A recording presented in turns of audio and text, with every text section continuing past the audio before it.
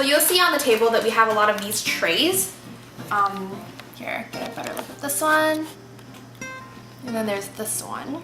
This is kind of like a symbol of togetherness. So Chinese people like to have a bunch of things in here to symbolize like wealth and happiness. So you have like a little bundle of joy with us. So I bought 2 versions of this. This one is like the more savory snack version. So yeah, typically it comes with, there's ones that come with 8 compartments, or you can just buy the box and fill whatever you want really, or ones that come with this. So most of you, if you've been to like a Chinese wedding in like the dessert round, usually you'll see something like these. They're kind of like biscuits and they're covered in like sesame seeds. They're sweet. I'm not quite sure if they're fried. Maybe. They taste not too healthy, but they're delicious. So I don't know if you can hear my crunch, but it's like more crunchy, it's more hard. And they do taste really nice. I'm gonna finish this now. The second thing we have here are these thingies. And they look funky looking, but they're actually supposed to symbolize this thing. You can tell me if they look alike or not. We tried. Like the kind of goals that we had back in China before paper and credit cards and all that good stuff. I don't quite remember what's in here, so I'm gonna find out for you guys.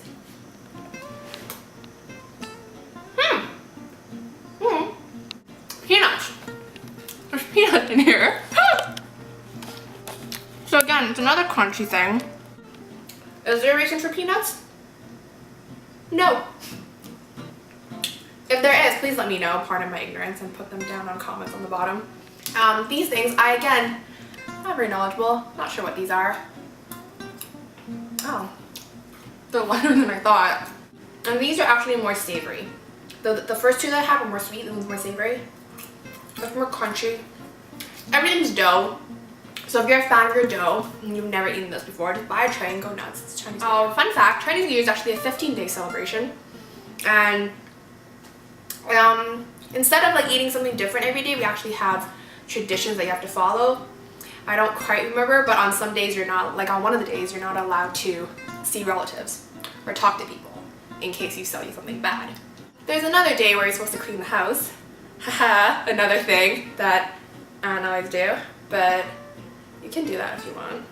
It's free country. The one in the middle, I actually tried to ask my mom, the infamous Mama Hung, what this is, and she gave me a very last minute half-ass answer, because she said, oh, they kind of look like ears. Ear crackers. So I don't know what these are actually called. I'm gonna call them ear crackers because that's what Mama Hung said. So you're gonna call them whatever you want. And they are, if you can hear the crunch, I don't know if you can. They're also more savory. I'm trying to find like an equivalent snack that I can say tastes like this, but I can't. Thin crisps. That's what I'm gonna go with. Thin crisps, but not healthy. So now this is the last thing we have here. They look like fingers. I'm gonna call them finger crackers. I'm just gonna make names up because I can. And they look sweet because I'm pretty sure I see crystallized things on top of it. And these ones come in all kinds of fun colors. Red, which is our theme, and yellow, and white. And only those 3, I guess, because we don't like dark colors. It's fried for sure. It's sweet. It's kind of like a double fried Cheeto, but instead of cheese, you're getting like sugar crystals. That's this. And this one's actually for the older generation. Sorry for the people who got mad at that statement. Because you know, back then people didn't have stuff like this. There wasn't artificial sugar or candy like that. So instead, they candied whatever they could find in the hopes that they would find something amazing. And so this is like a very big experiment for those of you who don't like fruit but would like to give it a shot. It says dried mixed fruits, and there's lotus seeds. These are lotus seeds. Lotus root, winter melon, kumquat, and oh no, this is kumquat. This is carrots. We got veggies in here. So that should be interesting. Okay, so these ones, you don't have to buy this in a tray. You can actually buy these individually. So if you end up finding a particular sugared fruit you love that you want in bulk, you can go just buy that one. By the way, most of the stuff I got here is from TNT, not a product placement. The white thing on it is not fungus, it is sugar. Because I guess it's like Chinese New Year and you want everything to be sweet and happy.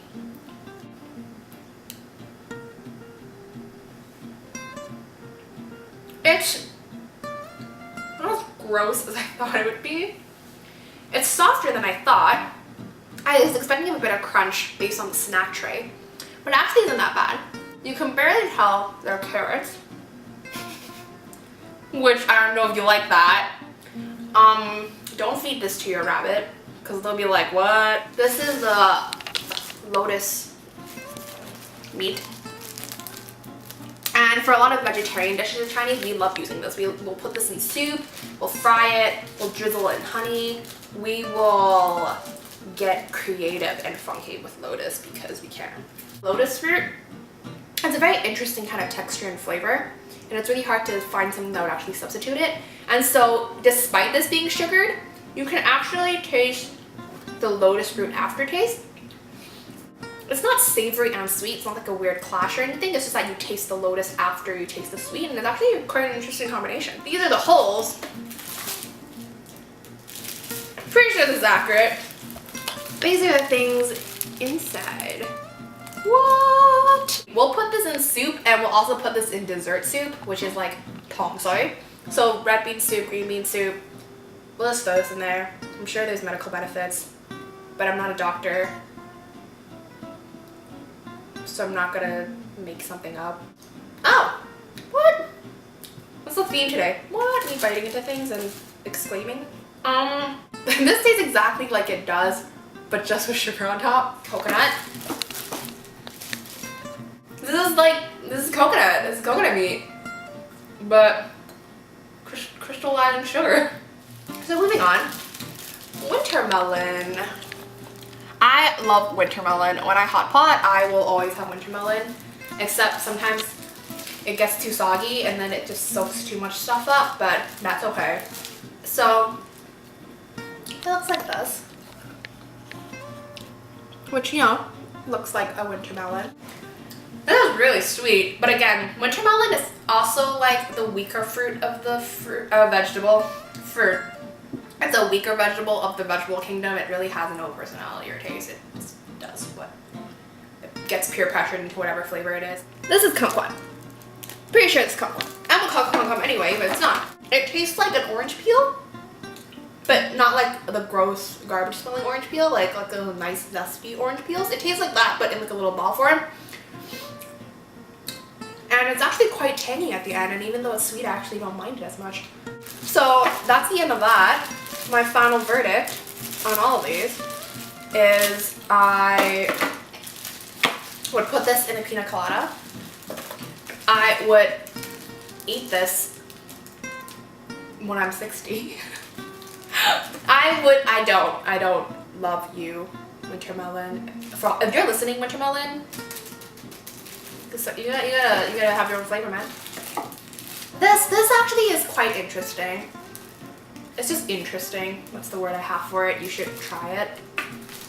Try it in a soup before you try it on this. Try it. It's actually quite delicious. Don't let this ruin your first impression like a bad date.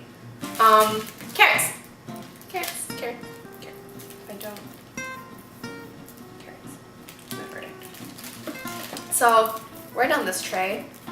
We're almost there. We're almost to the most beautiful prize of all.